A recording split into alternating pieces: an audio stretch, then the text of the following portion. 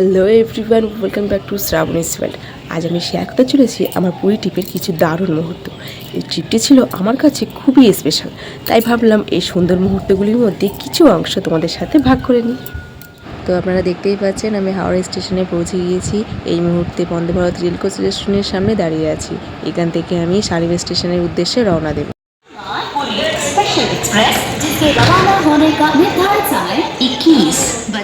ও আপনাদের তো বলাই হয়নি, আমার সঙ্গে আছেন আমার হাজব্যান্ডের বন্ধু ও তার স্ত্রী।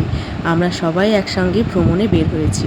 আশা করছি আপনাদের সঙ্গে দারুণ একটা ভ্রমণের অভিজ্ঞতা শেয়ার করতে পারবো।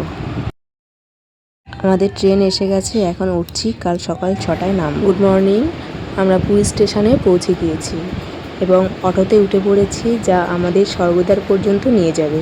ভাড়া হয়েছে আমাদের 4 জনের 200 টাকা।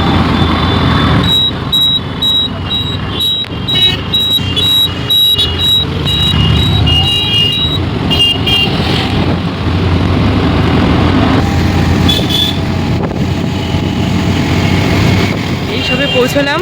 পুরীতে খুব রোদ, এখন প্রচুর রোদে।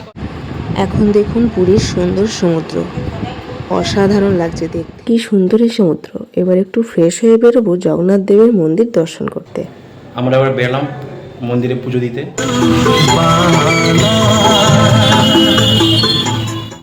এখান থেকে টোটো নিয়ে জগন্নাথ মন্দিরের পথে রওনা দিয়েছি মহাপ্রভু দর্শনের উদ্দেশ্যে। ভাড়া পড়েছে আমাদের 4 জনের মোট 100 টাকা। অবশেষে পৌঁছে গেলাম প্রভু জগন্নাথ মন্দিরের সামনে। আর এই ট্রিপটি কেমন লাগলো আপনাদের, সেটা তাহলে জানিয়ে দিন কমেন্ট করে।